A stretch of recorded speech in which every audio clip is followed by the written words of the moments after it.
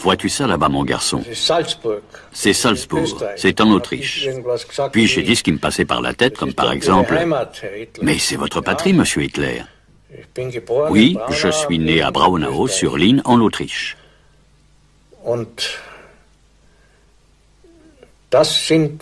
Et ce sont aussi des Allemands. Et un jour, les Autrichiens feront partie de notre Reich. 1938 est encore si loin. Ce natif d'Autriche retourne dans son pays pour l'intégrer au Reich. Und will dabei auch in alle Zukunft nur ein Gebot kennen, das mich verpflichtet hat, seit ich als Junge denken wurde. Deutschland!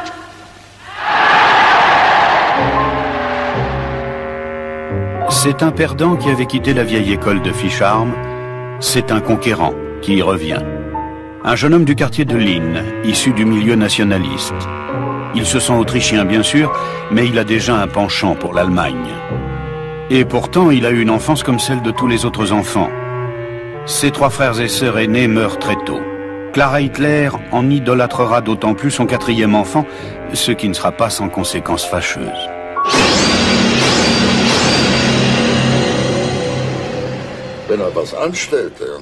Hitler reconnaissait qu'il était un garçon très polisson et quand il faisait des bêtises, son père lui donnait une correction. Il aimait énormément lire les histoires de Karl May et appréciait tout particulièrement le héros indien Winnetou. Chaque fois qu'il recevait une raclée, il hurlait pour que sa mère accourt. Il a raconté qu'ensuite, il se contentait de compter les coups. 1, 2, 3, 4, 5 coups, chaque fois qu'il était rossé, parce qu'il était absorbé par la lecture de Winnetou. Son père, qui ne l'entendait plus hurler, a eu peur, parce qu'il croyait que le pauvre gamin était alors devenu fou. Le pauvre gamin est obstiné. Il rêve de devenir artiste. Jamais, lui rétorque son père. Jamais aussi longtemps que je vivrai. Hitler se renferme, il se fige. Alois Hitler a dit son dernier mot. Assis sur cette banquette à l'heure de l'apéritif, Hitler se sent blessé au plus profond de lui-même. Rien n'a davantage marqué le caractère du jeune Hitler que ces tiraillements entre sa mère et son père, entre l'indulgence de celle-ci et la sévérité de celui-là, entre la proximité d'un côté et la distance de l'autre. Hitler n'obtient pas le certificat de fin d'études. Libéré de l'emprise de son père, il se donne des airs de jeune homme et se met à flâner. Sa première scène, les rues de Linz. Un aventurier qui dessine et qui se passionne pour les opéras de Wagner. Il rêve de connaître la gloire. Sa mère est atteinte d'un cancer.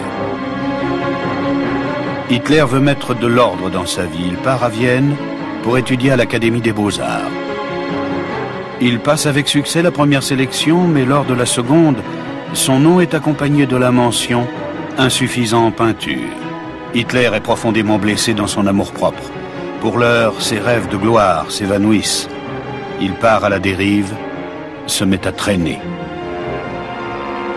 Dans la capitale de l'État cosmopolite, beaucoup ressentent la présence des étrangers, et en particulier des Juifs, comme un danger. L'antisémitisme d'Hitler est encore vague et sourd, il n'est pas encore fanatique. Ce qui fait de lui un artiste, c'est son impérieux désir de se mettre en valeur. Il ne tolère aucune contradiction. Son ami d'enfance n'a plus qu'à écouter. Hitler était bien comme ça. Un homme d'une nature effrayante, dominatrice. Mon père a souvent raconté qu'à l'époque où ils étaient ensemble à Vienne, Hitler lui exposait des théories pendant des heures et des heures, et qu'il tenait des discours politiques, alors que mon père s'était déjà endormi. Et il ne tolérait pas que l'on ait une opinion différente de la sienne. En 1907, Hitler est rappelé à Linz. Sa mère est à l'article de la mort. Peu avant Noël, elle perd son combat contre le cancer. Le médecin juif se souviendra plus tard n'avoir jamais vu un fils à ce point dévoré par la douleur de la perte de sa mère. Hitler se porte de nouveau candidat à l'Académie des Beaux-Arts de Vienne.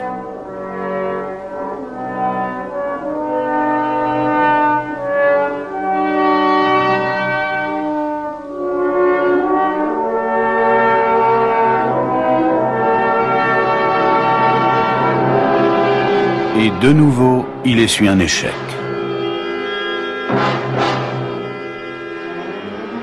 Il s'ensuit alors une période où Hitler touchera le fond. Au bout de quelques années, il atterrit ici, dans ce foyer de sans-logis à Vienne. Le malheur poursuit toute la famille. Il tente de défier la réalité. Ce n'est pas lui qui a échoué, c'est l'Académie qui n'a pas reconnu son génie. Der Führer auf dem Balkon seines Hotels.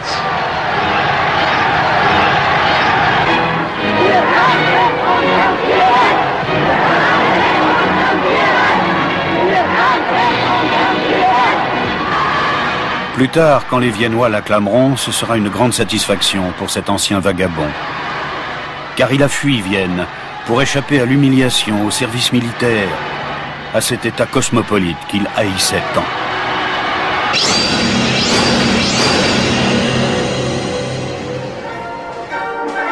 Il fuit vers le Reich de ses rêves, vers Munich. Déjà à Vienne, il avait réussi à diffuser ses reproductions de cartes postales et de peintures. C'est ce qu'il tente également ici. Il peint la ville ou la nature de manière très fidèle, mais sans âme. Ses œuvres sont comme lui, pétrifiées. Ce singulier personnage n'aime pas la compagnie des hommes. La guerre sera son exutoire. La foule en liesse rassemblée à Munich voit dans la perspective d'une guerre la solution au mal d'être de ce début de siècle. Parmi tous ces gens, il en est un qui trouve de nouveau un sens à sa vie, Adolf Hitler. Il a tout de suite manifesté une très grande excitation, tant il était heureux de pouvoir faire son service militaire. Comme mon père le disait, c'était déjà très bizarre qu'il veuille absolument aller à la guerre, et précisément en Allemagne. C'était déjà quelque chose de très étrange. Le 16e régiment d'infanterie de réserve de Bavière prête serment devant le roi Louis. L'un de ses soldats est Hitler. Il a fui le service militaire en Autriche, mais pour défendre l'Allemagne, cet Autrichien veut aller au front. Enfin, il est au cœur de la guerre.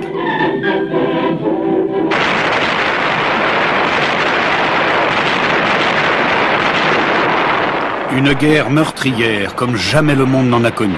Le régiment est envoyé sur le front ouest. Bientôt les attaques vont se succéder, alors que les soldats s'enlisent dans une guerre de position.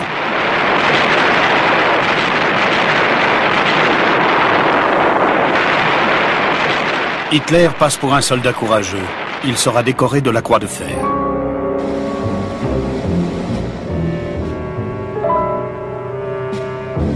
Pourtant, pendant ces 4 années de guerre, cette estafette qu'était Hitler ne parvient qu'à être un caporal. Son régiment lui tient lieu de famille. Mais il est différent de ses camarades. C'est un original qui refuse l'alcool et le tabac et qui évite les femmes et les bordels. Il a pour seul ami Foxel, un déserteur anglais. Après 3 ans de guerre, c'est le désespoir qui domine. Les hommes sont épuisés. À l'ouest, rien de nouveau. Voilà qu'à l'est s'ouvre la perspective d'un armistice. Le Reich allemand impose sa paix aux Russes. Cela marque la fin de la guerre des 2 fronts. On va jouer de nouveau le tout pour le tout.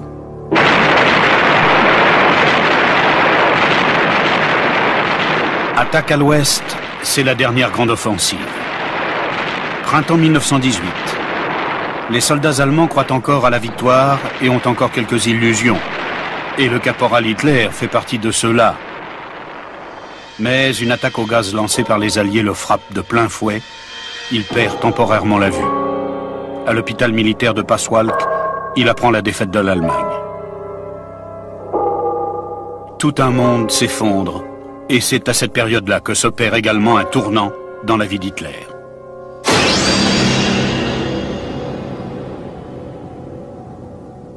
Alles angestiftet und alles gemacht und alles verantwortet von den Männern des Novembers 1918. À la suite de la défaite, une révolution éclate en Allemagne. Des combats de rue éclatent dans tout le Reich. L'anarchie s'installe même en Bavière. En février 1919, le président socialiste Kurt Eisner est abattu en pleine rue. La population lui rend un dernier hommage.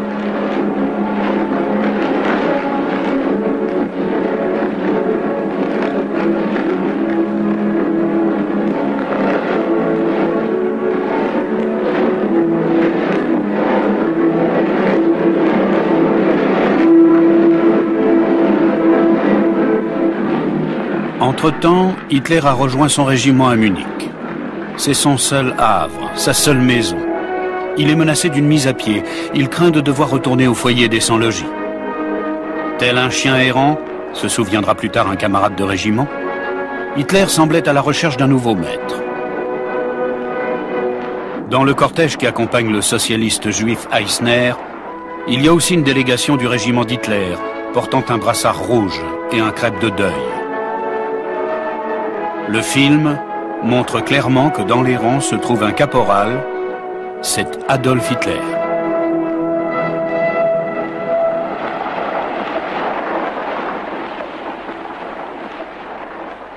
Malgré son parcours personnel, il porte le bandeau rouge des conseils du peuple et flirte avec le Parti social-démocrate.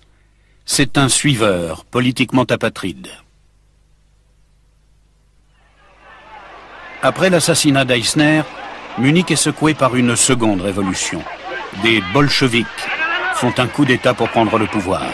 C'est la République des conseils. Leurs chefs attendent des soldats, et en particulier du régiment d'Hitler, qu'ils soient loyaux. On élit des hommes de confiance. Hitler se porte candidat. Par 19 voix, il est élu vice-président du Conseil des bataillons. Il se fait le serviteur de ses forces politiques, dont il prétendra un peu plus tard qu'il les avait toujours haïs. Début mai, des troupes envoyées par le gouvernement du Reich vont reconquérir Munich, anéantissant la dictature communiste des conseils. Parmi les fidèles du gouvernement, il y a les fameux corps francs de Werdenfels. 10 jours durant, ces hommes descendus des Alpes bavaroises mènent une campagne de vengeance dans la capitale. Puis ils retournent à Garmisch sous les acclamations de la population. Hitler, l'ancien caporal, est prêt à servir ses nouveaux maîtres et dénigre ses vieux camarades de l'époque des conseils. Au retour des guerriers de Werdenfels à Garmisch, il se montre de nouveau, cette fois-ci sans le brassard rouge et dans les rangs des partisans de droite. Voilà que le hasard va voler au secours d'Hitler. Un ancien supérieur le convoque pour lui confier la responsabilité de la propagande. L'objectif est de provoquer l'agitation parmi les soldats pour effacer le spectre du bolchevisme. Dans des cours mis en place spécifiquement à cet effet, les propagandistes sont formés à l'idéologie nationaliste. C'est à partir de ce moment-là que les passions d'Hitler se cristallisent et donnent corps à son programme politique. 3 mois plus tard, il rédige son premier écrit politique dirigé contre les Juifs.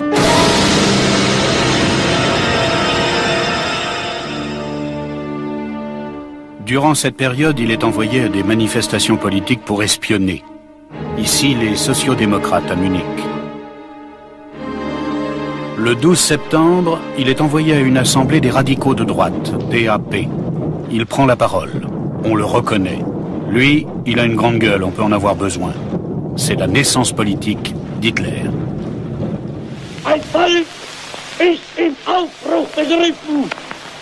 Und wir sind vom Schicksal gesegnet.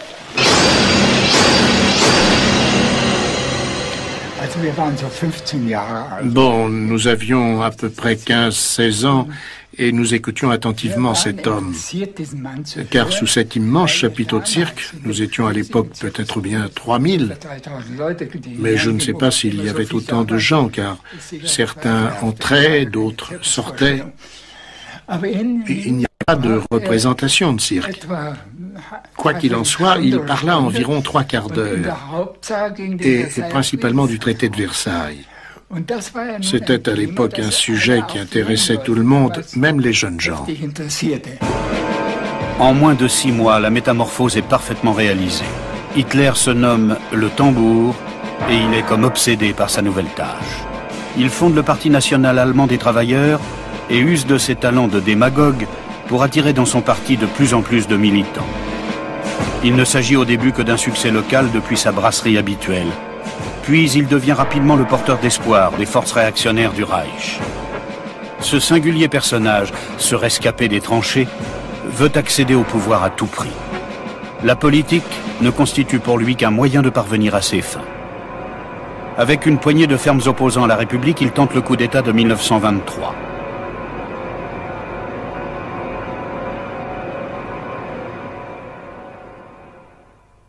Au cours d'une fusillade lancée par la police bavaroise devant le bâtiment des capitaines à Munich, ses rêves de carrière politique prennent fin.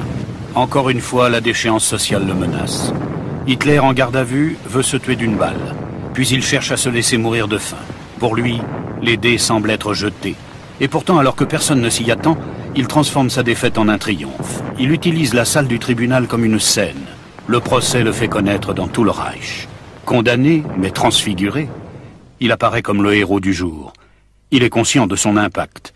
Désormais, il ne battra plus le tambour pour la cause d'un autre.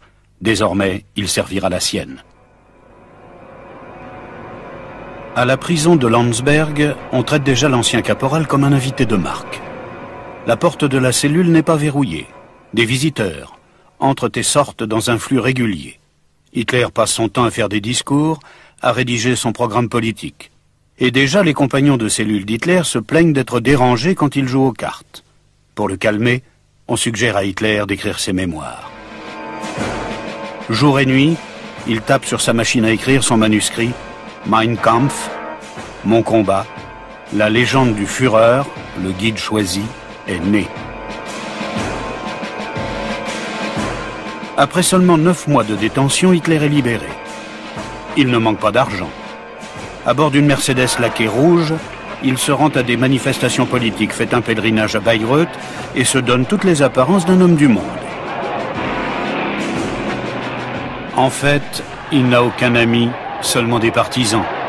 Il arrive qu'il permette aux enfants de ses fidèles de l'approcher.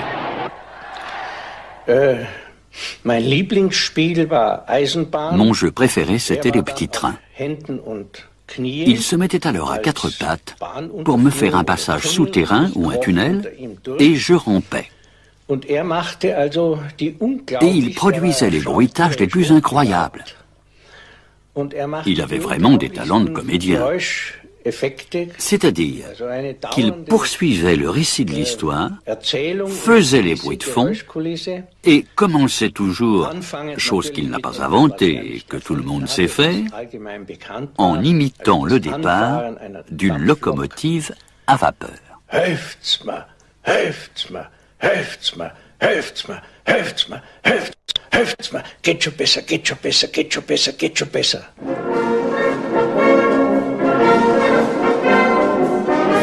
Selon ses propres dires, Hitler se sent à cette époque-là comme un loup solitaire. Il se rend le plus souvent possible à Berchtesgaden et la campagne idyllique l'enchante. C'est ici qu'en 1925, il rencontre Maria Reiter alors qu'il promène son berger allemand. La jeune fille de 16 ans est fascinée par ce politicien d'âge mûr, de 20 ans son aîné. C'est la première histoire d'amour d'Hitler qui souhaite attester par des documents. Sais-tu, Mitzerl, ainsi commence une tendre lettre qu'Hitler lui écrit. Chaque fois que j'ai des soucis et des embêtements, je voudrais bien me trouver près de toi et oublier tout le reste. Oui, mon chat, tu ne peux pas t'imaginer ce que tu représentes pour moi, à quel point je t'aime, ton petit loup. Hitler loue ici, sur les hauteurs du mont Obersalzberg, la maison Wahrenfeld. De là, il tient Maria Reiter à distance.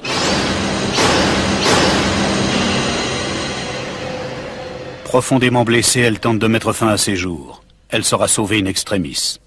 À Wahrenfeld, c'est la demi-sœur d'Hitler qui prend en main la maison. Elle y vient avec sa fille Jelly, âgée de 17 ans. Jelly sera la deuxième passion de la vie d'Hitler. Dans sa nouvelle maison sur la place Prinzregentenplatz, Hitler entoure d'attention sa jeune nièce, amoureux comme un petit garçon.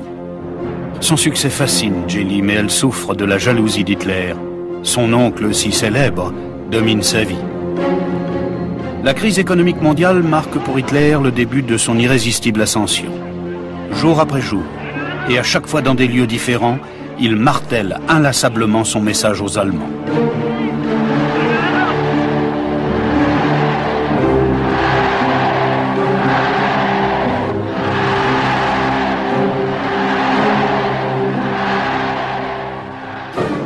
Entre deux rassemblements, il prend le temps de se détendre, comme ici lors d'un pique-nique au bord du lac Chiemsee, et sa nièce Geli est toujours à ses côtés.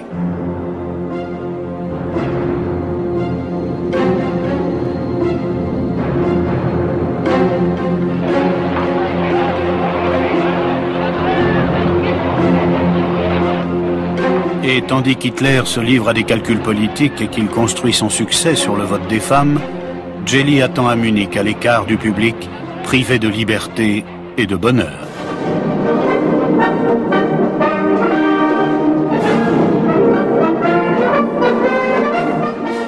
Cette alternance de proximité et de distance use la jeune fille, alors âgée de 23 ans.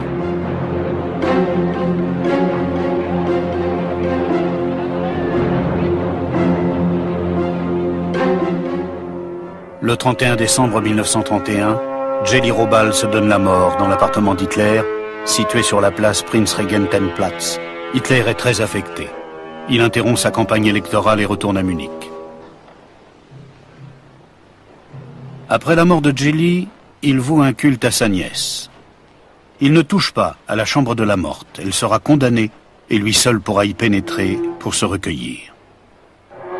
Désormais, il sublime la morte. Elle devient l'unique et grand amour de sa vie. L'attention qu'il lui a refusée de son vivant, il la lui offre maintenant dans la mort. Et pourtant, il a déjà une nouvelle passion. De nouveau une jeune fille de 17 ans, une solide blonde, c'est Eva Braun.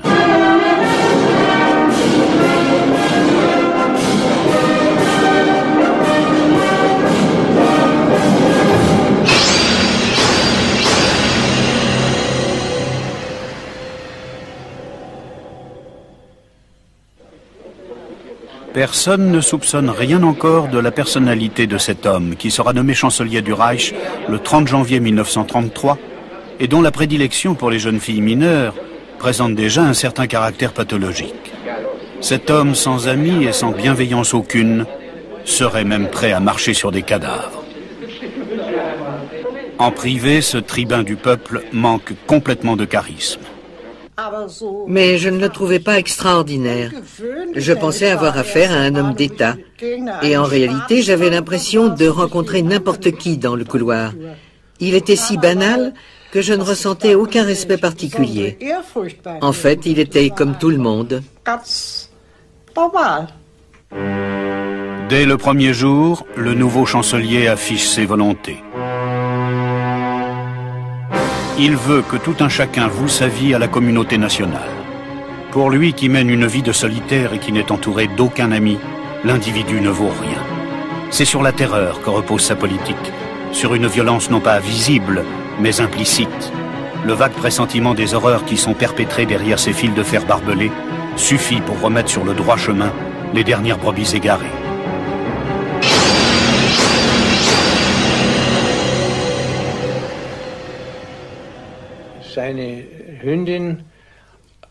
Sa chienne s'énerva à un moment donné et mordit très légèrement ma mère. Disons plutôt qu'elle l'avait pincée. Et la réaction d'Hitler fut excessive. Il a voulu aller chercher son pistolet et il a dit qu'il allait tuer ce chien sur le champ. C'est ce qui arriva aussi à Ernst Röhm, le chef des sections d'assaut des SA, un intime qui pouvait se flatter de tutoyer Hitler. En 1934, l'image du vieux compagnon de route est proscrite. Und blutiges Zugreifen war vielleicht noch in der Lage, die Ausbreitung der Revolte zu ersticken. Wenn mir jemand den Vorwurf entgegenhält, weshalb wir nicht die ordentlichen Gerichte zur Aburteilung herangezogen hätten, dann kann ich ihm nur sagen, in dieser Stunde war ich verantwortlich für das Schicksal der deutschen Nation und damit des deutschen Volkes oberster Gerichtsherr. Hitler, le maître de la vie et de la mort, est vénéré comme un dieu à la Convention de Nuremberg. Massé en bloc, la foule rend hommage à son Führer.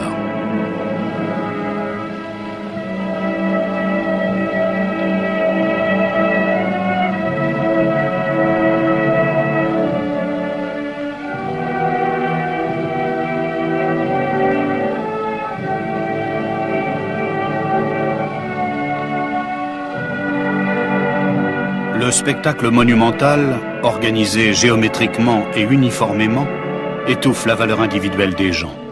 La mise en scène assure la distance nécessaire à Hitler, lui qui ne peut supporter une trop grande proximité. Il était vraiment opposé à tout contact corporel. Et tout le monde savait bien aussi que même les médecins rencontraient de grosses difficultés pour le sculpter. Parce qu'il n'aimait pas qu'on le touche. Je crois qu'il a tout au plus mis une fois la main sur le bras de sa voisine. Il ne voulait jamais non plus se faire masser. Il était sur ce point très réticent. Hitler, qui fuyait la compagnie des hommes, ne révélait que peu de choses sur sa vie privée. En 1935, il fait agrandir sa maison de vacances à Berchtesgaden pour en faire une grande ferme montagnarde. Les actualités montrent des cortèges d'adorateurs et de jeunes filles. Un regard dans le monde sacré d'Hitler, loin de toutes les préoccupations terrestres. C'est ici, semble-t-il, qu'il puise des forces pour la suite des événements.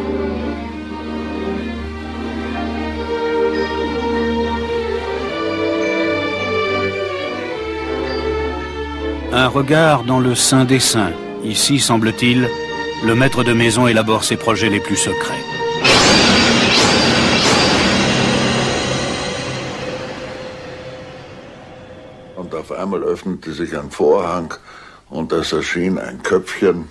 Et soudain, un rideau s'ouvrit et la petite tête d'une femme jeune et sympathique apparut et dit alors « Adolphe, nous devons maintenant aller manger ».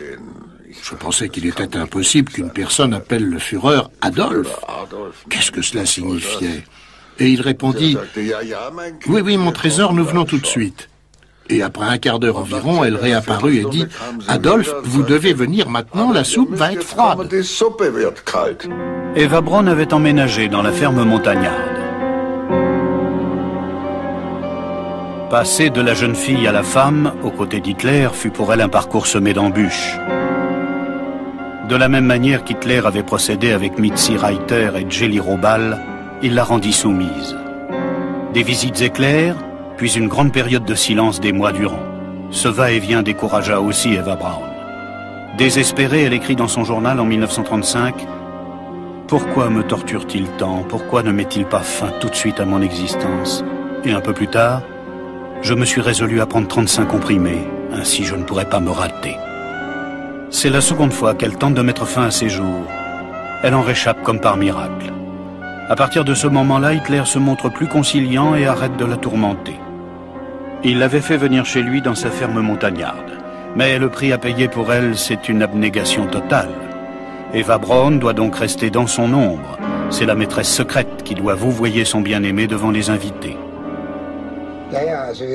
Au cours d'une promenade, je lui lançai une phrase presque provocatrice. « Mademoiselle Braun, vous êtes la femme la plus enviée d'Allemagne, parce que vous êtes aux côtés d'Adolf Hitler. » Alors elle me répondit « Oh, monsieur Frenz, je ne suis qu'un oiseau dans une cage dorée. »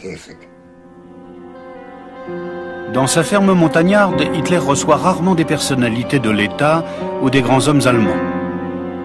C'est la famille qui donne le ton. Elle est constituée d'un petit groupe restreint, des secrétaires, des aides de camp, des médecins de famille. Il arrive qu'Albert Speer, l'architecte de cette maison, les salue en passant. Le chef, comme ils l'appellent tous, s'installe à l'écart. Il n'apprécie pas d'avoir de nouvelles têtes dans son entourage et ce sont toujours les mêmes qu'il reçoit.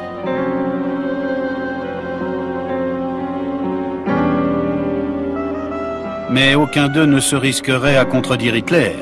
Et lui-même ne cherche pas non plus le dialogue. Il constitue son premier public. Au petit déjeuner, il prenait toujours la même chose. 2, 3 biscottes, une pomme coupée en petits morceaux et une orange. C'était toujours pareil. Tout cela accompagné d'un thé à la camomille. Et pour moi, c'était un peu bizarre, car nous voulions varier le petit déjeuner. Mais lui, pendant toutes ces années, il a toujours pris la même chose au petit déjeuner. Hitler en privé. Il aime les enfants, car les enfants ne contredisent pas. Pas plus que ceux qui l'entourent, jeunes femmes, familles de remplacement ou chiens. Et au centre de l'espace vide, il y a Hitler lui-même. Jamais de tabac, jamais d'alcool, seulement ces interminables monologues. Il parlait souvent très longtemps, il aimait que les autres se taisent et l'écoutent. Si quelquefois il arrive que l'on discute, Hitler est bien assis au centre de son entourage, mais lointain, l'air absent. La vie d'Hitler est pauvre. Il est toujours entouré, mais intérieurement, il est seul. Il était très poli et aussi très charmant. Il lui arrivait de dire à Madame Christiane « Quelle ravissante boucle d'oreille vous portez là !» Ou bien si elle avait une nouvelle coiffure, les cheveux relevés vers le haut, là aussi, il ne manquait pas de le faire remarquer. Tandis qu'Eva Braun ne cessait de nous dire « Le Führer désire que je porte toujours la même robe et toujours la même coiffure. Si quelque chose lui plaît, si une robe lui plaît, alors il est d'accord pour que je m'en fasse faire des milliers et que je les porte. » En revanche, elle ne devait jamais changer de coiffure ou de couleur de cheveux. Promenade jusqu'au Muschlaner Kopf. Un rituel qu'Hitler pratique jusqu'à la fin de sa vie, même dans les moments les plus difficiles. Il prend toujours le même chemin, 30 minutes à travers forêts et prairies. Hitler devant, accompagné d'un invité, c'est la composante fixe du cortège, puis à une distance convenable, son escorte. Une fois arrivé, on prend le thé avec des gâteaux dans le pavillon creusé dans la roche. Au fil des ans, ce sera toujours le même rituel.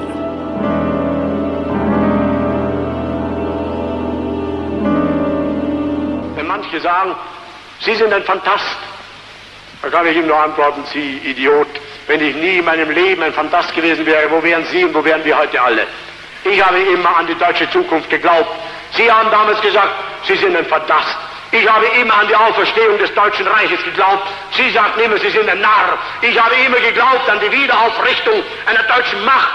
Sie sagten immer, ich sei wahnsinnig. Ich habe geglaubt an die Beseitigung unserer Wirtschaftsnot. Sie sagten, das sei eine Utopie. Wer hat nun recht gehabt, der Phantast oder Sie? Ich habe recht gehabt und ich werde auch für die Zukunft recht haben. Après 5 ans de dictature, Hitler est populaire comme jamais il ne l'a été. Son principe, c'est la terreur. Les succès atteints sont manifestes, mais il faut continuer de mettre le peuple au même pas que le Führer. Messieurs, je vais vous dire quelque chose si vous voulez bien me croire. J'ai quelques vieilles paires de bottes. J'ai toujours une dizaine de paires identiques. En tant que chef de l'État et en tant que Führer de la nation allemande, je dois toujours avoir le même aspect et je dois rester comme je suis. Déjà, les pharaons, en leur temps, apparaissaient toujours avec leur masque en or pour être tous semblables.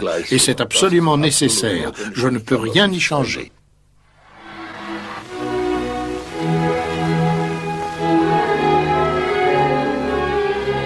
Même ces goûts artistiques seront imposés à la population.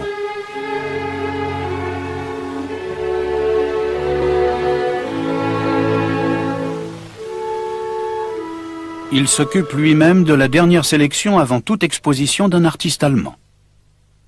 Tout est uniforme dans le pays. Les tableaux, parfois peints avec virtuosité, semblent cependant sans âme. Les gens sont tous fondus dans le même moule. Le pays est en liesse, et pourtant il est le reflet de la monotonie de son Führer. Hitler encourage l'art qui lui plaît et pourchasse ce qui lui est étranger.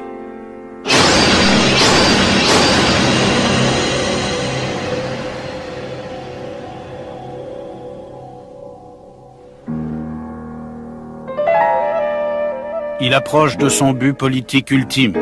C'est dans sa maison des Alpes qu'il va mettre sur pied la guerre. Aucun signe extérieur ne laisse supposer ce que trame Adolf Hitler.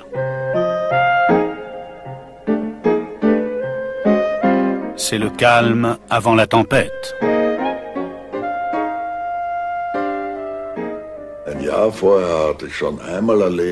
Un an auparavant, je l'avais vu lire le journal avec sa grande loupe. Et il portait aussi des lunettes dorées, mais Hitler refusait d'être vu et photographié avec. Il était donc en train de lire, et soudain, Ribbentrop lui lança « Mon Führer, nous allons bientôt devoir nous battre ». Et là, j'ai cru qu'Hitler allait le dévorer. Hitler a répondu à Ribbentrop « Non, pas maintenant, pas encore ». 20 avril 1939, anniversaire du Führer. Pour Hitler, qui vient de fêter ses 50 ans, le temps est compté. Ça presse. Je préfère, confie-t-il, faire la guerre à 50 ans qu'à 55 ou 60. Son horloge interne lui dicte l'heure du conflit qui entraînera les Allemands dans la décadence.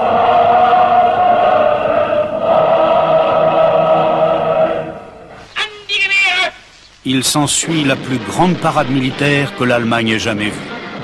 4 heures durant, on assiste à un gigantesque spectacle militaire. 5 mois plus tard, Hitler frappe fort. Polen hat heute Nacht zum ersten Mal auf unserem eigenen Territorium auch mit bereits regulären Soldaten geschossen. Seit 5:45 Uhr wird jetzt zurückgeschossen. Il était assis au bord de la fenêtre et de là, il pouvait regarder la Wilhelmstrasse. L'armée entrait en ville et je me tenais à 1 mètre derrière lui. Et j'ai pu voir les régiments de la Grande Allemagne qui défilaient dans la Wilhelmstrasse, seulement pour lui montrer qu'ils étaient là. Et une fois que le dernier homme fut passé, il se leva et dit « Maintenant, ça va déferler, et même moi, je ne peux plus arrêter cette vague. » La campagne dure 2 semaines. Puis Hitler retourne chez lui sur le mont Obersalzberg. C'est le temps des victoires éclairs, en Pologne, au Danemark, aux Pays-Bas et enfin en France. Dans un entretien privé, un document unique, enregistré à son insu par les services secrets finlandais, Hitler donne aussi son avis sur la France.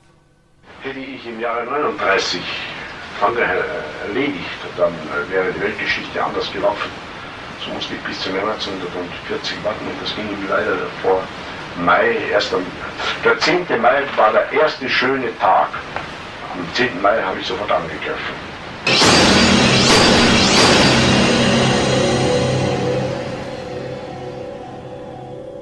Noch während der Kämpfe um Dünkirchen begab sich der Führer vom Hauptquartier aus an die Front zu seinen Soldaten. Er besucht die Schlachtfelder, auf denen er selbst im Weltkrieg als Soldat gekämpft hat.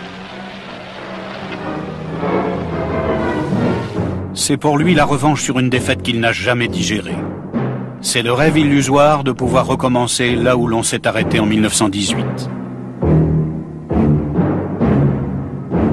C'est ici, dans la forêt de Compiègne, que l'armistice a été signé dans un wagon. Pour Hitler, c'est le diktat de l'infamie. Auf Befehl des Führers werden der große Gedenkstein und die Wagenhalle, in welcher der Salonwagen des Marschall Foch untergebracht war, gesprengt.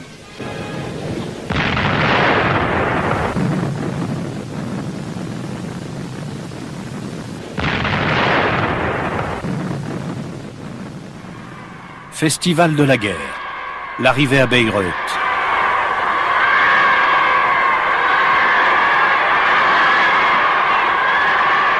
Hitler est au zénith de son pouvoir. Frau Winifred Wagner, die Hüterin des Erbes von Bayreuth, und Reichsleiter Dr. Ley empfangen den Führer am Portal des Festspielhauses.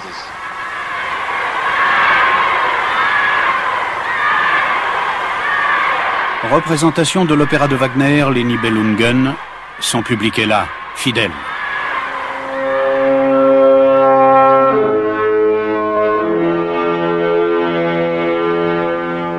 Il croit se reconnaître dans les héros de Wagner, dans Rienzi, dans le tribun du peuple, et dans Siegfried, le combattant des forces obscures.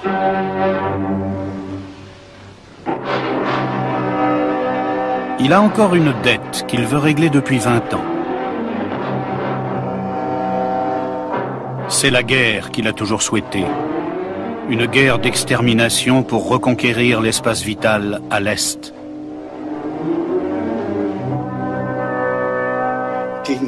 Au moment de la guerre contre la Russie, il est allé se coucher tout à fait tranquillement, comme s'il avait déjà atteint ses objectifs. Jusqu'à présent, il avait toujours attendu les communiqués à la radio jusqu'au petit matin pour être sûr que le peuple allemand était informé de ses desseins. Mais cette fois-ci, il est parti, aussitôt. Dans la nuit, nous devions charger nos bagages dans le train spécial. J'étais encore en service. Dans le wagon qui lui était réservé, Hitler, qui était très fatigué, s'endormit. Et à l'aube, il était debout devant moi. Il me réveilla et me dit en souriant, « Vérifie vite où nous sommes maintenant. » Alors je regarde à l'extérieur et lui dis, « Mon Führer, nous sommes à Poznan. » Entre-temps, Albert Bormann, le frère de Bormann, nous a rejoints. Et le Führer a dit, maintenant nous allons faire plier les Russes.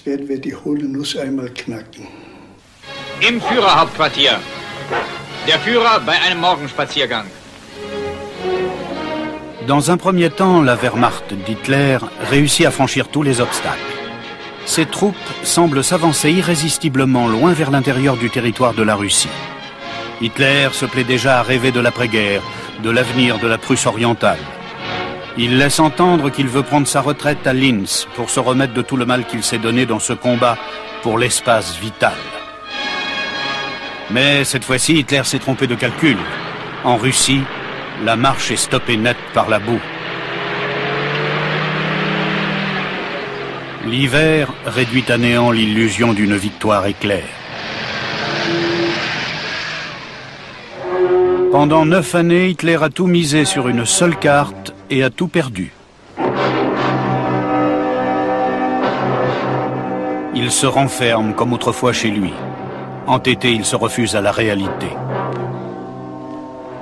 Ce n'est pas lui qui a échoué, c'est le peuple. Dès lors, sa folie de l'extermination ne s'arrêtera plus.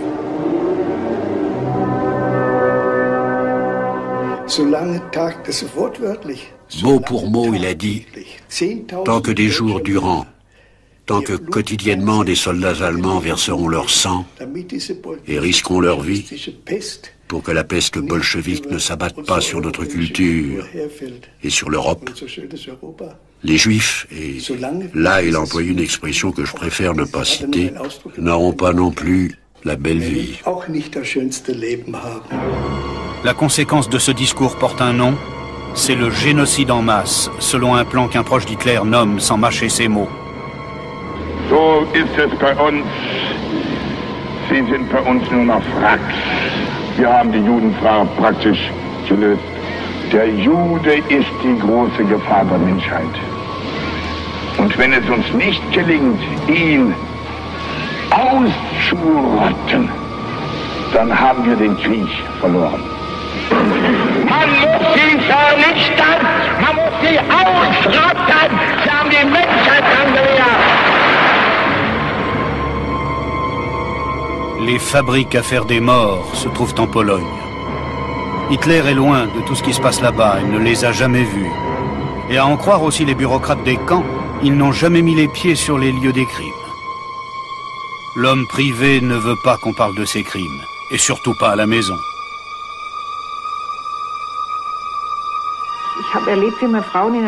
En Hollande, j'ai vu comment on internait les femmes juives dans un camp. J'ai aussi rencontré des officiers allemands qui me dirent alors « Si tu retournes auprès d'Hitler, dis-lui que c'est de la folie ce qu'il fait là. Les Hollandais sont devenus nos ennemis. C'est atroce d'enfermer des gens comme cela. » J'ignorais alors tout cela et j'étais effarée. À mon retour, je racontais à Hitler que j'avais vu des choses abominables en Hollande, que les soldats allemands avaient honte là-bas. Nous nous sommes alors violemment disputés. Le Führer s'est levé et a dit « De telles réactions, c'est du sentimentalisme excessif. Ne vous mêlez pas des choses auxquelles vous ne comprenez rien. » Puis il s'est retiré et a interrompu sa soirée. Et à partir de ce moment-là, Madame von Schirach n'a plus jamais été invitée à la ferme montagnarde.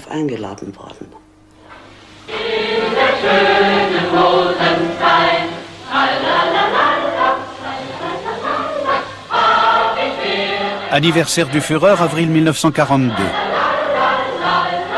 Entouré de ses plus fidèles partisans, il manifeste très ostensiblement son optimisme quant à ses prochaines victoires. Il a des gestes paternels à l'égard des enfants. D'un côté les simulacres, de l'autre la réalité.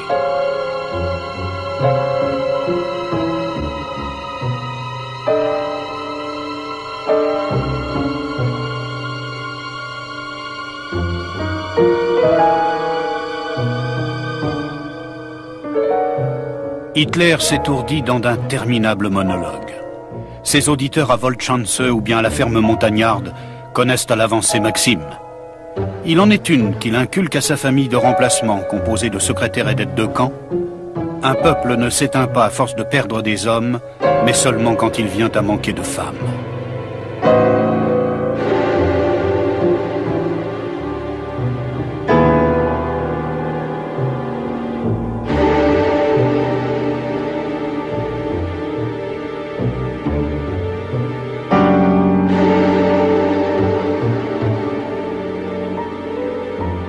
Il se rend de plus en plus souvent sur le mont Obersalzberg.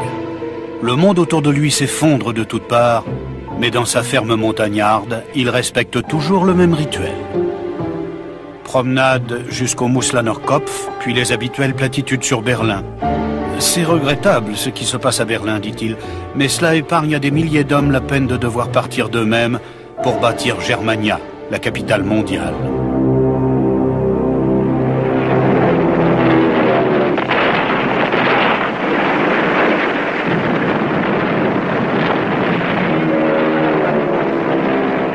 Hitler dépérit. Très malade et ressemblant à un vieillard, il évite tout contact avec le monde extérieur. En aucun cas il ne veut voir ce qu'il a causé. Il continue de rêver de projets de construction gigantesques. Sur ses ordres, l'architecte dessine les plans des portes de la victoire, des lieux à sa gloire et des temples mortuaires de son nouveau monde. Ce ne sont là que des projets chimériques pour une capitale dévastée. Elle finit par se trouver dans la ligne de mire des chars soviétiques. Hitler s'est enterré dans son bunker. Il ne risque que très rarement une sortie au grand jour. Derniers enregistrements. Les tremblements du Führer sont censurés. Les actualités coupent et reprennent un peu plus loin. Der Führer empfängt in seinem Hauptquartier den Reichsjugendführer Axmann mit einer Abordnung von 20 Hitlerjungen, die sich bei der Verteidigung ihrer Heimat besonders bewährt haben und dafür mit dem Eisernen Kreuz ausgezeichnet wurden.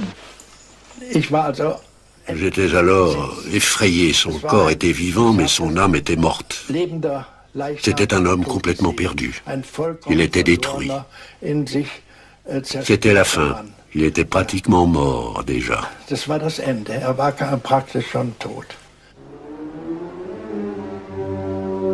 La veille de sa mort, il fait de sa maîtresse cachée, Eva Braun, sa femme officielle.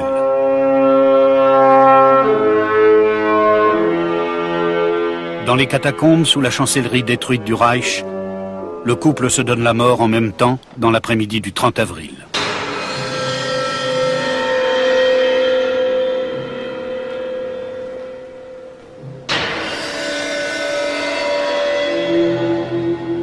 Jamais un homme n'a été autant vénéré et autant maudit que lui au cours d'une seule décennie.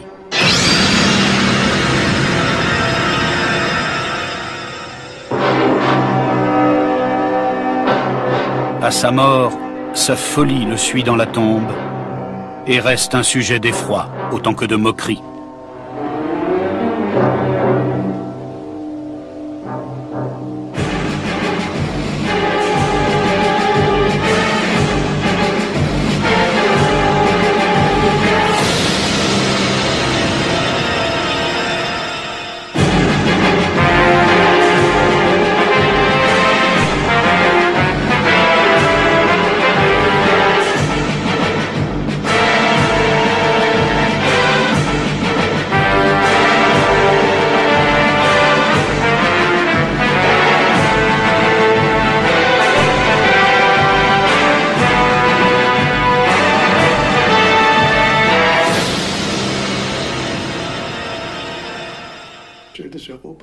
Les Juifs, et là il a employé une expression que je préfère ne pas citer, n'auront pas non plus la belle vie.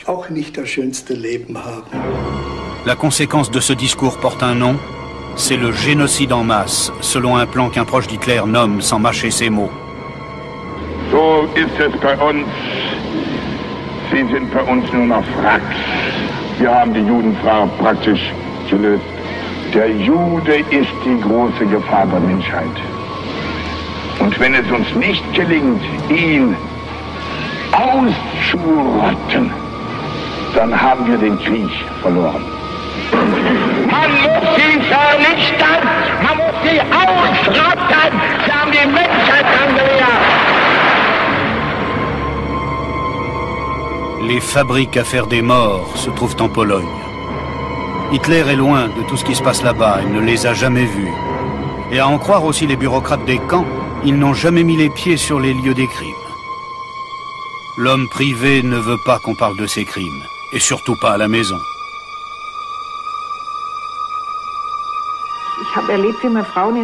En Hollande, j'ai vu comment on internait les femmes juives dans un camp. J'ai aussi rencontré des officiers allemands qui me dirent alors « Si tu retournes auprès d'Hitler, dis-lui que c'est de la folie ce qu'il fait là. Les Hollandais sont devenus nos ennemis. C'est atroce d'enfermer des gens comme cela. » J'ignorais alors tout cela et j'étais effarée. À mon retour, je racontais à Hitler que j'avais vu des choses abominables en Hollande, que les soldats allemands avaient honte là-bas. Nous nous sommes alors violemment disputés. Le Führer s'est levé et a dit « De telles réactions, c'est du sentimentalisme excessif. Ne vous mêlez pas des choses auxquelles vous ne comprenez rien. » Puis il s'est retiré et a interrompu sa soirée. Et à partir de ce moment-là, Madame von Schirach n'a plus jamais été invitée à la ferme montagnarde.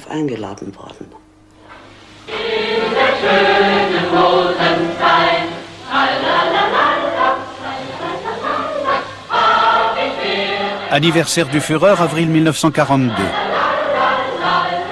Entouré de ses plus fidèles partisans, il manifeste très ostensiblement son optimisme quant à ses prochaines victoires. Il a des gestes paternels à l'égard des enfants. D'un côté les simulacres, de l'autre la réalité.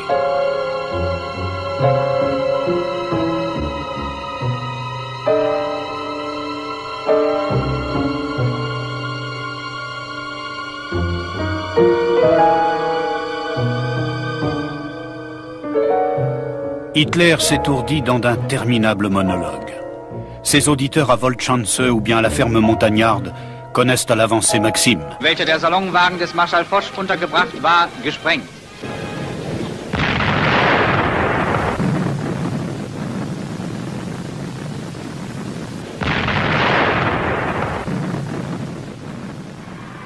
Festival de la guerre. L'arrivée à Bayreuth.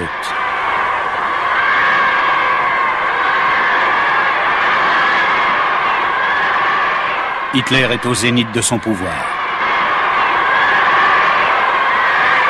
Frau Winifred Wagner, die Hüterin des Erbes von Bayreuth, und Reichsleiter Dr. Ley empfangen den Führer am Portal des Festspielhauses.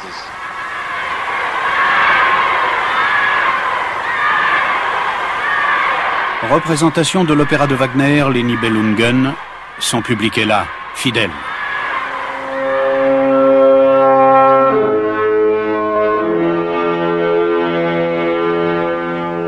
Il croit se reconnaître dans les héros de Wagner, dans Rienzi, dans le tribun du peuple, et dans Siegfried, le combattant des forces obscures.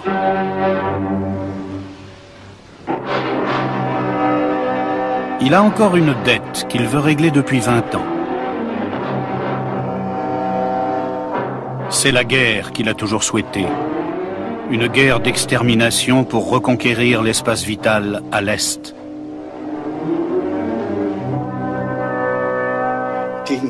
Au moment de la guerre contre la Russie, il est allé se coucher tout à fait tranquillement, comme s'il avait déjà atteint ses objectifs. Jusqu'à présent, il avait toujours attendu les communiqués à la radio jusqu'au petit matin pour être sûr que le peuple allemand était informé de ses desseins. Mais cette fois-ci, il est parti, aussitôt. Dans la nuit, nous devions charger nos bagages dans le train spécial. J'étais encore en service. Dans le wagon qui lui était réservé, Hitler, qui était très fatigué, s'endormit. Et à l'aube, il était debout devant moi. Il me réveilla et me dit en souriant, « Vérifie vite où nous sommes maintenant. » Alors je regarde à l'extérieur et lui dis, « Mon Führer, nous sommes à Poznan. » Entre-temps, Albert Bormann, le frère de Bormann, nous a rejoints. Et le Führer a dit, « Maintenant nous allons faire plier les Russes. » Im Führerhauptquartier. Der Führer bei einem Morgenspaziergang. Dans un premier temps, la Wehrmacht d'Hitler réussit à franchir tous les obstacles. Ses troupes semblent s'avancer irrésistiblement loin vers l'intérieur du territoire de la Russie. Hitler se plaît déjà à rêver de l'après-guerre, de l'avenir de la Prusse orientale. Il laisse entendre qu'il veut prendre sa retraite à Linz pour se remettre de tout le mal qu'il s'est donné dans ce combat pour les... Il parlait souvent très longtemps, il aimait que les autres se taisent et l'écoutent. Si quelquefois il arrive que l'on discute, Hitler est bien assis au centre de son entourage, mais lointain, l'air absent. La vie d'Hitler est pauvre. Il est toujours entouré, mais intérieurement, il est seul. Il était très poli et aussi très charmant. Il lui arrivait de dire à Madame Christian « Quelle ravissante boucle d'oreille vous portez là !» Ou bien si elle avait une nouvelle coiffure, les cheveux relevés vers le haut, là aussi, il ne manquait pas de le faire remarquer. Tandis qu'Eva Braun ne cessait de nous dire « Le Führer désire que je porte toujours la même robe et toujours la même coiffure. Si quelque chose lui plaît, si une robe lui plaît, alors il est d'accord pour que je m'en fasse faire des milliers et que je les porte. » En revanche, elle ne devait jamais changer de coiffure ou de couleur de cheveux. Promenade jusqu'au Muschlanerkopf. Un rituel qu'Hitler pratique jusqu'à la fin de sa vie, même dans les moments les plus difficiles. Il prend toujours le même chemin, 30 minutes à travers forêt et prairies. Hitler devant, accompagné d'un invité, c'est la composante fixe du cortège, puis à une distance convenable, son escorte. Une fois arrivé, on prend le thé avec des gâteaux dans le pavillon creusé dans la roche. Au fil des ans, ce sera toujours le même rituel.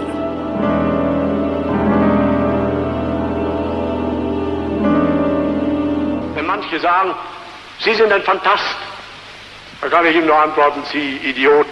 Wenn ich nie in meinem Leben ein Phantast gewesen wäre, wo wären Sie und wo wären wir heute alle? Ich habe immer an die deutsche Zukunft geglaubt. Sie haben damals gesagt, Sie sind ein Phantast. Ich habe immer an die Auferstehung des Deutschen Reiches geglaubt. Sie sagten immer, Sie sind ein Narr. Ich habe immer geglaubt an die Wiederaufrichtung einer deutschen Macht. Sie sagten immer, ich sei wahnsinnig. Ich habe geglaubt an die Beseitigung unserer Wirtschaftsnot. Sie sagten, das sei eine Utopie. Wer hat nun recht gehabt, der Phantast oder Sie? Ich habe recht gehabt und ich werde auch für die Zukunft recht haben. Après 5 ans de dictature, Hitler est populaire comme jamais il ne l'a été. Son principe, c'est la terreur. Les succès atteints sont manifestes, mais il faut continuer de mettre le peuple au même pas que le Führer. Messieurs, je vais vous dire quelque chose si vous voulez bien me croire. J'ai quelques vieilles paires de bottes. J'ai toujours une dizaine de paires identiques. En tant que chef de l'État et en tant que Führer de la nation allemande, je dois toujours avoir le même aspect et je dois rester comme je suis. Déjà, les pharaons, en leur temps, apparaissaient toujours avec leur masque en or pour être tous semblables. Et c'est absolument nécessaire. Je ne peux rien y changer.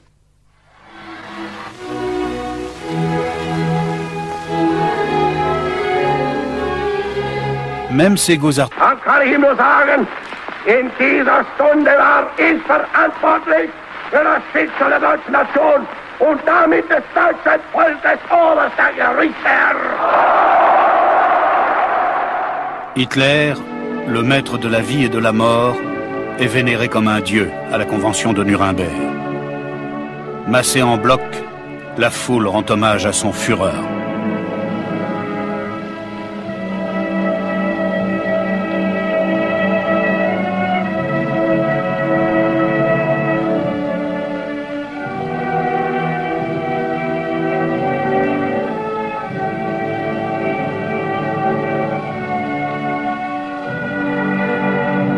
Le spectacle monumental, organisé géométriquement et uniformément, étouffe la valeur individuelle des gens. La mise en scène assure la distance nécessaire à Hitler, lui qui ne peut supporter une trop grande proximité. Il était vraiment opposé à tout contact corporel. Et tout le monde savait bien aussi que même les médecins rencontraient de grosses difficultés pour le sculpter. Parce qu'il n'aimait pas qu'on le touche. Je crois qu'il a tout au plus mis une fois la main sur le bras de sa voisine. Il ne voulait jamais non plus se faire masser. Il était sur ce point très réticent. Hitler, qui fuyait la compagnie des hommes, ne révélait que peu de choses sur sa vie privée. En 1935, il fait agrandir sa maison de vacances à Berchtesgaden pour en faire une grande ferme montagnarde. Les actualités montrent des cortèges d'adorateurs et de jeunes filles. Un regard dans le monde sacré d'Hitler, loin de toutes les préoccupations terrestres. C'est ici, semble-t-il, qu'il puise des forces pour la suite des événements.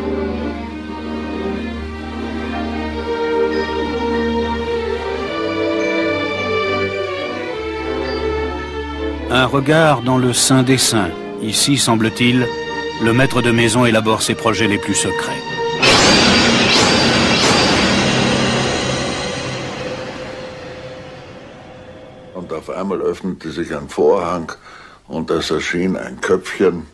Et soudain, un rideau s'ouvrit et la petite tête d'une femme jeune et sympathique apparut et dit alors « Adolphe, nous devons maintenant aller manger ». Je pensais qu'il était impossible qu'une personne appelle le Führer Adolphe. Qu'est-ce que cela signifiait? Et il répondit « Oui, oui, mon trésor, nous venons tout de suite ». Et après un quart d'heure environ, elle réapparut et dit « Adolphe, vous devez venir maintenant, la soupe va être froide ». Eva Braun avait emménagé dans la ferme montagnarde. Terrain ou un tunnel, et je rampais. Et il produisait les bruitages les plus incroyables. Il avait vraiment des talents de comédien.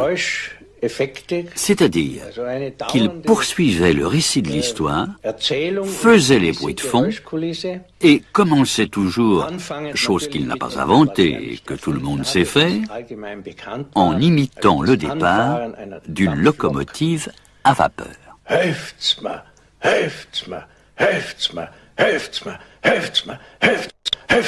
Geht schon besser, geht schon besser, geht schon besser, geht schon besser.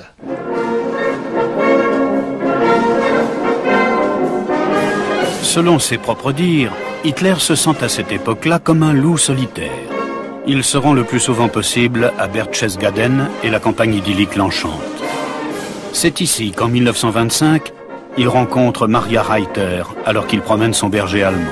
La jeune fille de 16 ans est fascinée par ce politicien d'âge mûr, de 20 ans son aîné. C'est la première histoire d'amour d'Hitler qui soit attestée par des documents. Sais-tu, Mitserl, ainsi commence une tendre lettre qu'Hitler lui écrit. Chaque fois que j'ai des soucis et des embêtements, je voudrais bien me trouver près de toi et oublier tout le reste. Oui, mon chat, tu ne peux pas t'imaginer ce que tu représentes pour moi, à quel point je t'aime, ton petit loup. Hitler loue ici, sur les hauteurs du mont Obersalzberg, la maison Wahrenfeld. De là, il tient Maria Reiter à distance.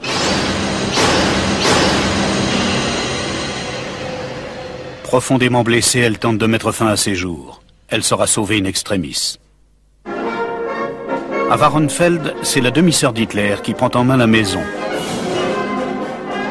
Elle y vient avec sa fille Jelly, âgée de 17 ans. Jelly sera la deuxième passion de la vie d'Hitler. Dans sa nouvelle maison, sur la place Prinzregentenplatz, Hitler entoure d'attention sa jeune nièce, amoureux comme un petit garçon. Son succès fascine Jelly, mais elle souffre de la jalousie d'Hitler. Son oncle, si célèbre, domine sa vie. La crise économique mondiale marque pour Hitler le début de son irrésistible ascension. Jour après jour, et à chaque fois dans des lieux différents, il martèle inlassablement son message aux Allemands.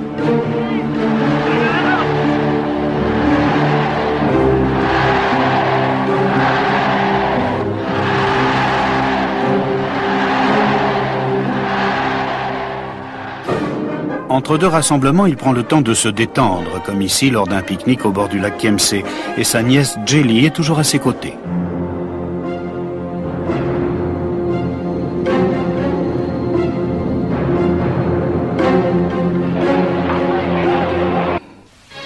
Führerhauptquartier. Der Führer bei einem Morgenspaziergang. Dans un premier temps, la Wehrmacht d'Hitler réussit à franchir tous les obstacles. Ses troupes semblent s'avancer irrésistiblement loin vers l'intérieur du territoire de la Russie. Hitler se plaît déjà à rêver de l'après-guerre, de l'avenir de la Prusse orientale. Il laisse entendre qu'il veut prendre sa retraite à Linz pour se remettre de tout le mal qu'il s'est donné dans ce combat pour l'espace vital. Mais cette fois-ci, Hitler s'est trompé de calcul. En Russie, la marche est stoppée net par la boue. L'hiver réduit à néant l'illusion d'une victoire éclair. Pendant 9 années, Hitler a tout misé sur une seule carte et a tout perdu.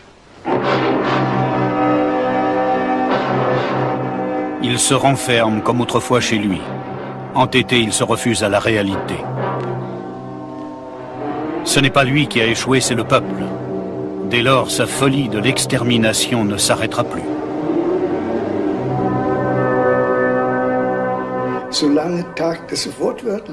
Mot pour mot, il a dit, tant que des jours durant, tant que quotidiennement des soldats allemands verseront leur sang et risqueront leur vie pour que la peste bolchevique ne s'abatte pas sur notre culture et sur l'Europe, les Juifs, et là il emploie une expression que je préfère ne pas citer, n'auront pas non plus la belle vie. La conséquence de ce discours porte un nom, c'est le génocide en masse, selon un plan qu'un proche d'Hitler nomme sans mâcher ses mots. So ist es bei uns. Sie sind bei uns nur noch Wracks. Wir haben die Judenfrage praktisch gelöst. Der Jude ist die große Gefahr der Menschheit. Und wenn es uns nicht gelingt, ihn auszurotten, dann haben wir den Krieg verloren. Man muss sie vernichten, man muss sie ausrotten. Sie haben die Menschheit angewehrt. Les fabriques à faire des morts se trouvent en Pologne. Hitler est loin de tout ce qui se passe là-bas, il ne les a jamais vus. Et à en croire aussi les bureaucrates des camps, ils n'ont jamais mis les pieds sur les lieux des crimes. L'homme privé ne veut pas qu'on parle de ses crimes, et surtout pas à la maison.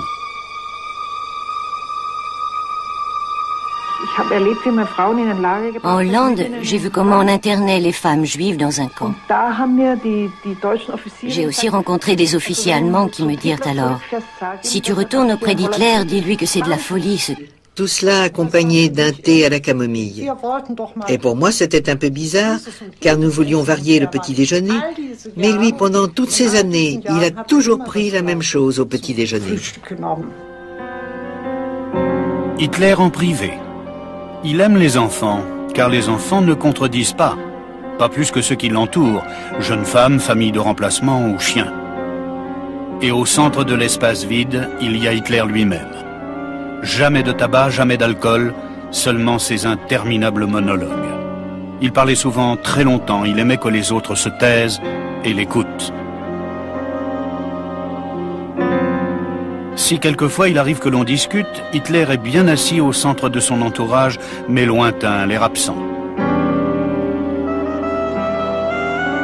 La vie d'Hitler est pauvre. Il est toujours entouré, mais intérieurement, il est seul. Il était très poli et aussi très charmant. Il lui arrivait de dire à Madame Christian « Quelle ravissante boucle d'oreille vous portez là !» Ou bien si elle avait une nouvelle coiffure, les cheveux relevés vers le haut, là aussi, il ne manquait pas de le faire remarquer. Tandis qu'Eva Braun ne cessait de nous dire « Le Führer désire que je porte toujours la même robe et toujours la même coiffure.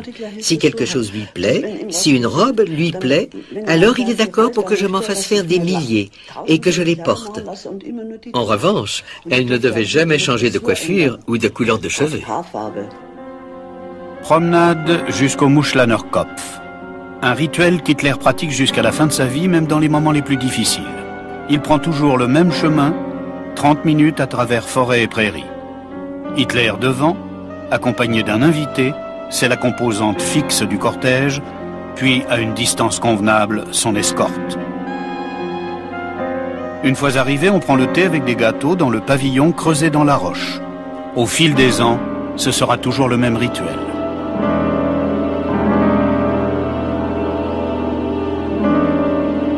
Wenn manche sagen, Sie sind ein Phantast, dann kann ich ihm nur antworten, Sie Idiot.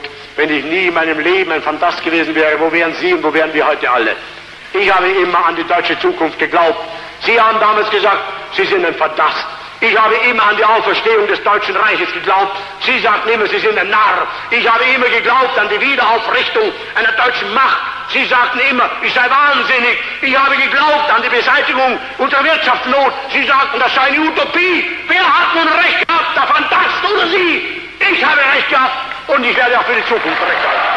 Après 5 ans de dictature, Hitler est populaire comme jamais il ne l'a été. Son principe, c'est la terreur. Les succès atteints sont manifestes, mais il faut continuer de mettre le peuple au même pas que le Führer. Ainsi que même les médecins rencontraient de grosses difficultés pour le sculpter. Parce qu'il n'aimait pas qu'on le touche. Je crois qu'il a tout au plus mis une fois la main sur le bras de sa voisine. Il ne voulait jamais non plus se faire masser. Il était sur ce point très réticent.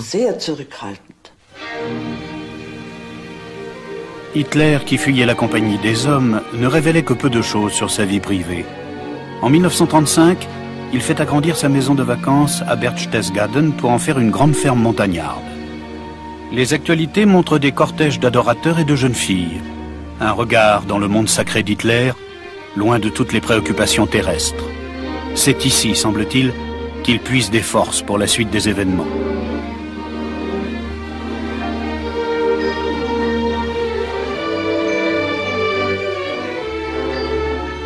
Un regard dans le Saint des Saints. Ici, semble-t-il, le maître de maison élabore ses projets les plus secrets.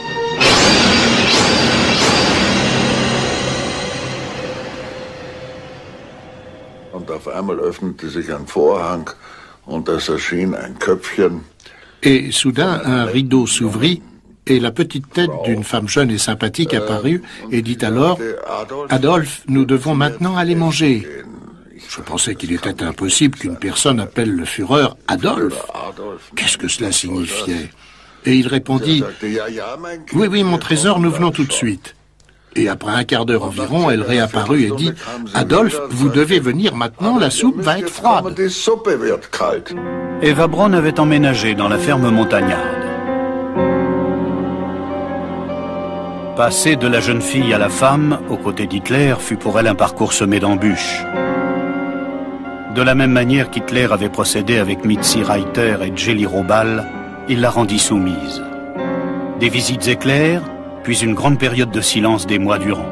Ce va-et-vient découragea aussi Eva Braun. Désespérée, elle écrit dans son journal en 1935 « Pourquoi me torture-t-il tant? Pourquoi ne met-il pas fin tout de suite à mon existence ?» Et un peu plus tard, « Je me suis résolu à prendre 35 comprimés, ainsi je ne pourrais pas me rater. » C'est la seconde fois qu'elle tente de mettre fin à ses jours. Elle en réchappe comme par miracle. À partir de ce moment-là, Hitler se montre plus conciliant et arrête de la tourmenter. Il l'avait fait venir chez lui dans sa ferme montagnarde. Mais le prix à payer pour elle, c'est une abnégation totale. Eva Braun doit donc rester dans son ombre. C'est la maîtresse secrète qui doit vouvoyer son bien-aimé devant les invités. Au cours d'une promenade, je lui lançai une phrase presque provocatrice. « Mademoiselle Braun, vous êtes la femme la plus enviée d'Allemagne. » Perte de sa mère. Hitler se porte de nouveau candidat à l'Académie des Beaux-Arts de Vienne.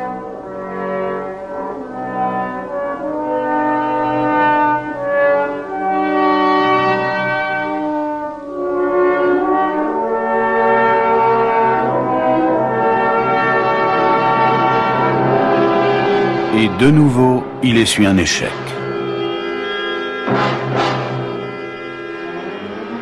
Il s'ensuit alors une période où Hitler touchera le fond. Au bout de quelques années, il atterrit ici, dans ce foyer de sans-logis à Vienne. Le malheur poursuit toute la famille. Il tente de défier la réalité. Ce n'est pas lui qui a échoué, c'est l'Académie qui n'a pas reconnu son génie. Der Führer auf dem Balkon seines Hotels.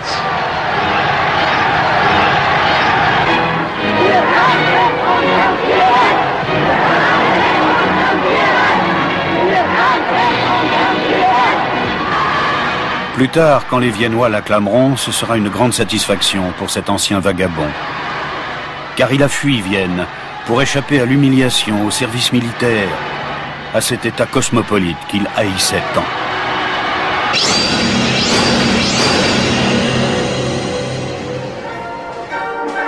Il fuit vers le Reich de ses rêves, vers Munich.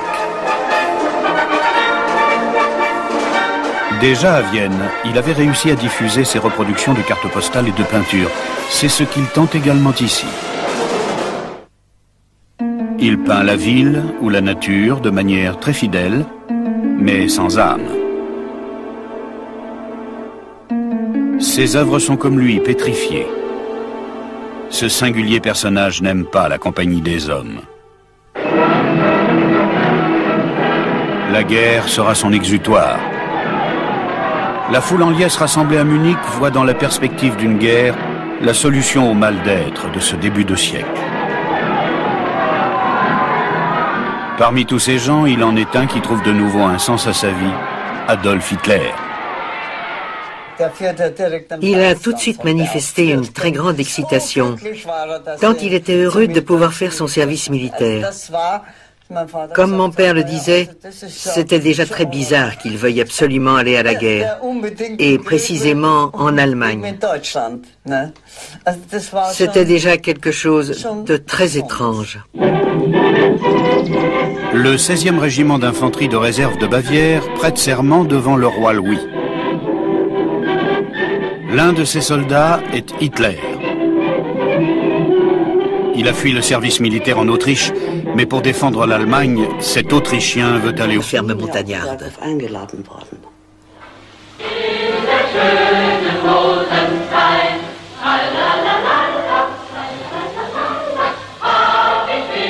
Anniversaire du Führer, avril 1942. Entouré de ses plus fidèles partisans, il manifeste très ostensiblement son optimisme quant à ses prochaines victoires. Il a des gestes paternels à l'égard des enfants. D'un côté les simulacres, de l'autre la réalité.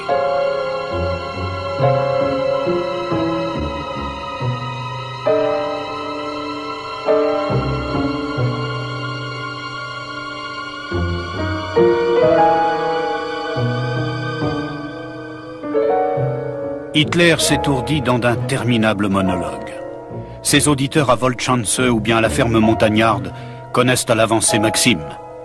Il en est une qu'il inculque à sa famille de remplacement, composée de secrétaires et d'aides de camp. Un peuple ne s'éteint pas à force de perdre des hommes, mais seulement quand il vient à manquer de femmes.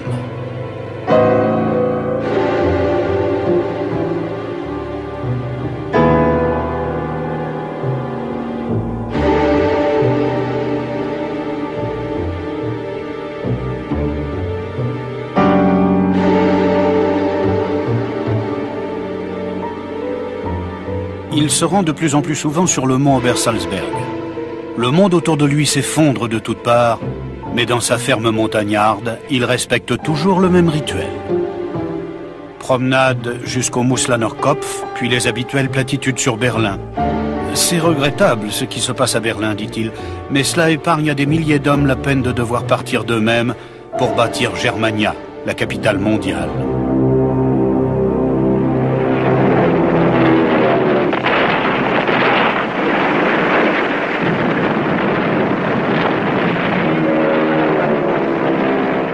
Hitler dépérit.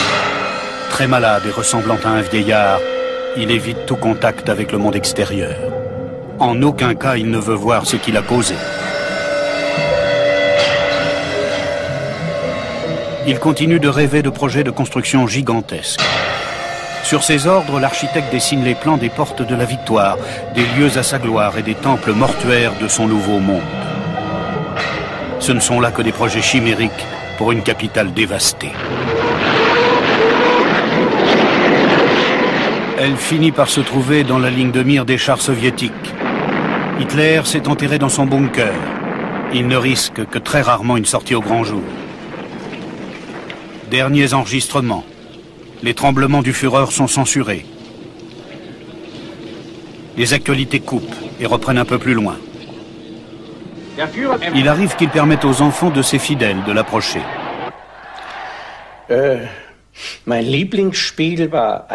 Mon jeu préféré, c'était les petits trains. Il se mettait alors à quatre pattes pour me faire un passage souterrain ou un tunnel, et je rompais. Et il produisait les bruitages les plus incroyables. Il avait vraiment des talents de comédien.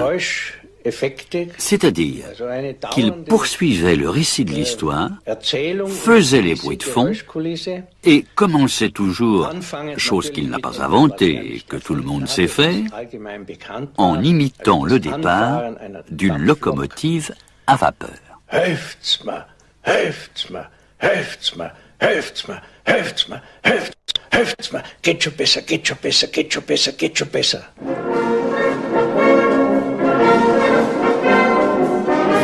Selon ses propres dires, Hitler se sent à cette époque-là comme un loup solitaire. Il se rend le plus souvent possible à Berchtesgaden et la campagne idyllique l'enchante. C'est ici qu'en 1925, il rencontre Maria Reiter alors qu'il promène son berger allemand. La jeune fille de 16 ans est fascinée par ce politicien d'âge mûr, de 20 ans son aîné. C'est la première histoire d'amour d'Hitler qui soit attestée par des documents. Sais-tu, Mitserl, ainsi commence une tendre lettre qu'Hitler lui écrit. Chaque fois que j'ai des soucis et des embêtements, je voudrais bien me trouver près de toi et oublier tout le reste. Oui, mon chat, tu ne peux pas t'imaginer ce que tu représentes pour moi, à quel point je t'aime, ton petit loup. Hitler loue ici, sur les hauteurs du mont Obersalzberg, la maison Wahrenfeld. De là, il tient Maria Reiter à distance.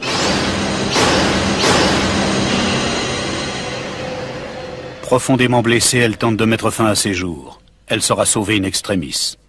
À Wahrenfeld, c'est la demi-sœur d'Hitler qui prend en main la maison. Elle y vient avec sa fille Jelly, âgée de 17 ans. Jelly sera la deuxième passion de la vie d'Hitler. Dans sa nouvelle maison, sur la place Prinzregentenplatz, Hitler entoure d'attention sa jeune nièce, amoureux comme un petit garçon. Son succès fascine Jelly, mais elle souffre de la jalousie d'Hitler. Son oncle, si célèbre, domine sa vie. La crise économique mondiale marque pour Hitler le début de son irrésistible ascension. Jour après jour, et à chaque fois dans des lieux différents, il martèle inlassablement son message aux Allemands.